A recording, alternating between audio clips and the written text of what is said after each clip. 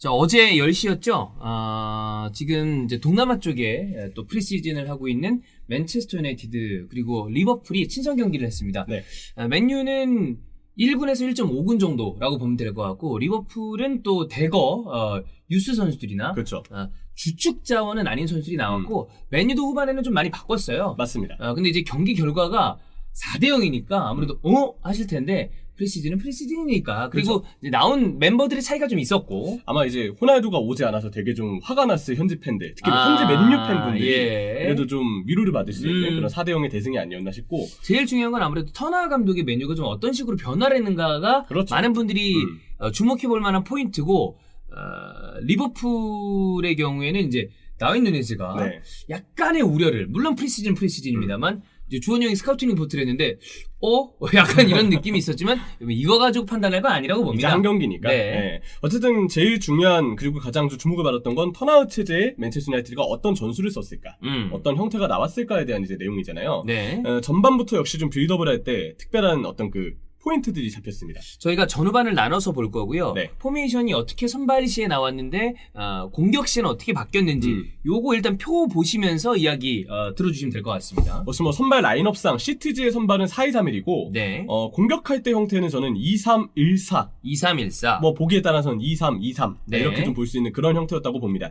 후방 빌드업이 2-3의 형태로 유지가 될 때가 많았는데 센터백 2명에 풀백 2명 그리고 수비형 미드필더 미드필더 1명. 하나. 네. 근데 이 자리는 프레드가 내려올 때도 있었고 아니면 맥토미니가 내려올 때도 네. 있었고 번갈아 가면서 좀 내려오는 역할을 아무래도 수행을 했었죠. 2-3이나 3-2 빌드업은 우리가 좀 그래도 최근에 네. 자주 목격할 수 있는 전술적인 감독들이 많이 쓰는 형태죠. 그렇죠. 근데 이제 좌우 풀백들이 안쪽으로 물론 좁힐 때도 있긴 있었지만 대체적으로 제가 볼 때는 좀 넓히려는 시도를 많이 했었어요. 그러니까 공격을 역시 좀 넓게 가져가겠다는 네. 의도를 알 수 있었고 그렇기 때문에 펩가르디올라의 어떤 그 후방 빌드 없이 주로 풀백이 굉장히 좀 극단적으로 안쪽으로 좁히는 상황까지 나오는데 그만큼은 아니다. 제가 볼 때 그 정도는 아니었어요. 오히려 넓게 벌리려는 어떤 컨셉이 좀 보였고 그러한 2-3 형태의 미드필더의 스위칭이 좀 나오는 이런 어떤 빌드업의 구조가 좀 보였고요.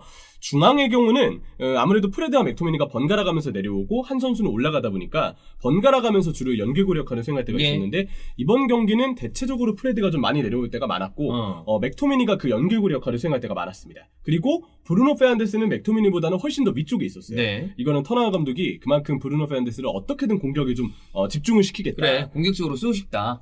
보기에 따라서 약간 세컨톱처럼 보실 수도 있는 그래서 저는 그냥 편의상 2-3-1-4라고 봤거든요. 예. 그래서 브루노 페르난데스는 굉장히 좀 올라가는 형태였고 당연히 이 빌드업은 지금 일단 기존 자원으로 꾸린 빌드업이기 때문에 분명 프랭키 더용과 같은 선수가 만약에 영입된다고 가정을 하면 근데 지금 어떻게 될지를 모르겠어. 네, 아직은 뭐 모르는 네. 상황이지만 3선이 영입이 된다면 분명 터나 감독이 원하는 어떤 빌드업의 그림이 완전체 형태로 좀 제대로 나오지 않을까. 네. 근데 나름대로 기존 자원으로 썼던 전술 역시도 나름대로 형태가 보였다는 점에서 좀 포인트는 잡힐 수 있었고요. 측면에 서 있는 쇼와 뭐 산초, 달로와 레시포드 이러한 풀백과 윙포워드들은 공격이 이제 하프라인 지점 이상으로 넘어갔을 때 서로 간의 스위칭을 자주 하는 모습이 보였어요. 산초가 폭을 벌린 때 쇼가 하프 스페이스를 들어가고 반대로 쇼가 오버래핑을 할 땐 산초가 하프 스페이스를 들어가고 이런 형태로 풀백과 윙포워드 간의 스위칭도 좀 활발하게 일어났고요. 주목할 점은 터나 감독이 2-3-1-4라고 얘기했잖아요. 이 전방의 숫자가 굉장히 많습니다. 많죠. 2-3-1-4 상황에 따라서는 2-3-5처럼 좀 볼 수 있는 형태였어요. 그러면 뭐 박스 안쪽에 4명 내지는 5명 네. 투입을 시키는 건데 이런 식으로 투입을 시켜야 이제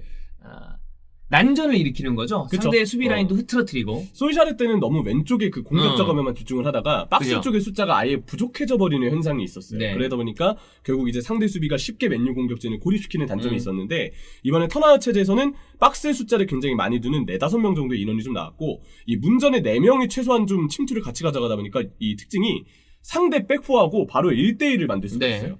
전방에 4명, 상대 백포 수비에 4명. 그러니까 1대1이 딱 나오게 되잖아요. 그러면 1대1 상황에서 레시포드나 마샬처럼 나름대로 좀 속도가 있고 침투 능력이 있는 선수들은 비교적 쉽게 상대 수비를 공략하는 게 가능합니다. 네. 그리고 브루노 페르난데스도 아까 거의 세컨터백 가깝게 좀 뛴다 얘기를 드렸었는데 마찬가지로 상대 센터백을 맞닥뜨리는 도움을 경우도 주는 굉장히 거죠. 많았었어요.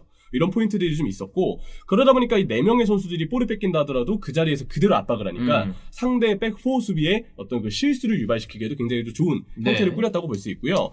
이러면서 살아나는 선수들이 산초와 브루노 페르난데스가 있습니다. 원래 공격적인 롤을 좀 집중적으로 줘야 되는 네. 선수고 그다음에 선수들 간의 연기가 있을 때 본인들의 장점이 나오기 때문에 그거를 좀 극대화시킨 게 아닌가 싶습니다. 그렇죠. 전방의 숫자가 많아지니까 이 선수들은 상대 수비와 그냥 1대1 상황에 놓이는 그치. 것만으로도 기술을 발휘하기 매우 용이한 어떤 네. 환경에 놓였고 그리고 이 두 선수가 되게 영리한 게 볼을 잡을 때 시야 확보가 항상 잘 되는 선수들이에요. 그래서 항상 전방 쪽을 바라보고 골문을 바라볼 수 있는 각도를 만들기 때문에 바로 이 선수들을 거쳐서 연계가 시도가 되는 그런 특징들이 있죠. 공을 잘 차는 선수들이니까. 맞아요. 그래서 브루노 페르난데스는 최근에 이제 포르투갈 대표팀에서도 좀 공격에 집중할 때 랑닉 때보다는 좀 더 살아나는 모습을 맞아. 대표팀에서도 보여준 바가 있었는데 이번에 터나와 감독도 브루노 페르난데스를 어떻게 써야 될지에 대해서 감을 제대로 잡고 있는 것 같아요. 자, 그러면 전반전을 종합적으로 봤을 때 제이든 산초와 브루노 페르난데스를 좀 공격적으로 이용하기 위해서 2-3-1-4 내지는 이제 큰 포지션의 형태로 봤을 때 2-3-2-3 네. 정도라고 본다면 결국에는 있는 자원들을 공격적으로 잘 이용하기 위한 방편들을 만들었고 그게 어느 정도 통했다. 그쵸. 그럼 여기에서 나왔었던 약간의 불안했던 점은 없나? 이걸 봐야 되거든요. 불안했던 점은 일단 아무래도 리버풀의 수비 자체가 대체적으로 좀 불안했었기 때문에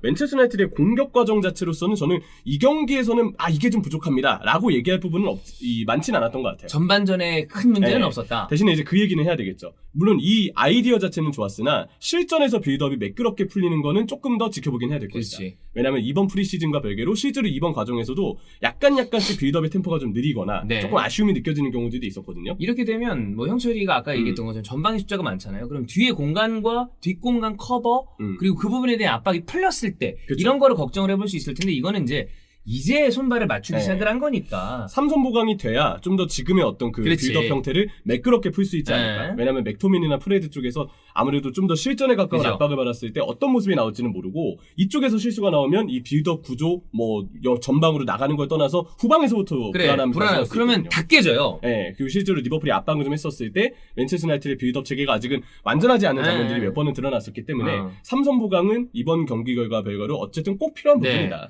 이런 얘기는 꼭 해야 될 것 같아요. 경기 끝나고 난 다음에 터너 인터뷰를 보면 실수가 굉장히 많았다. 이런 네, 얘기 맞아요. 실제로 좀 그런 것도 있었고. 이게 빌드업 상황에서 좀 드러나는 게 그렇죠. 있었죠. 그러다 보니까 조금 이제 냉정하게 일한 것 같다. 이렇게 생각이 들고요. 전반전에 이랬는데 후반전은 멤버가 좀 바뀌었습니다. 맞아요. 후반전에는 이제 조금 더 어린 선수들 위주로 그치. 나왔습니다. 일단 미드필더만 보더라도 세비지, 이크발 그리고 네.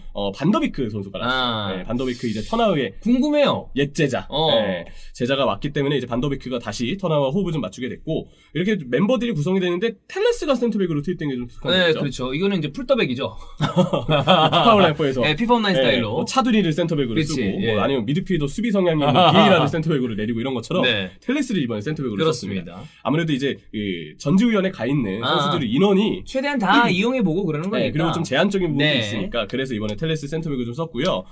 니드 상황이었고 아무래도 선수단이 큰 폭을 바뀌었기 때문에 터나와 감독도 조금 조직력에 대한 우려를 했던 걸 수도 있고요. 또 리버풀이 아무래도 좀 더 강하게 압박을 하다 보니까 대체적으로 전반보다는 라인이나 어떤 수비 라인이나 압박의 기준점이 좀 낮게 형성이 되는 경우들이 많았습니다. 그래서 뒤쪽에 조금 더 시간을 좀 보내는 경우들이 많았었고 후반에는 그러다 보니까 후방에서 좁은 간격을 좀 더 유지하려는 그런 네. 노력들이 저는 좀 많이 보였다는 생각이 들었어요. 근데 멤버의 구성상 사실 이 멤버로 아주 매끄러운 빌드업이나 경기 네. 운영을 하기는 어려워요. 그렇죠. 공격적으로 나가기 네. 쉽지가 않죠. 전반에 이제 맨체스터 유나이티드가 아무래도 1대1로 강하게 압박을 하다가 압박이 풀렸을 때 뒷공간이나 그치. 수비 라인 사이사이 공간을 내어주는 장면들이 있었거든요.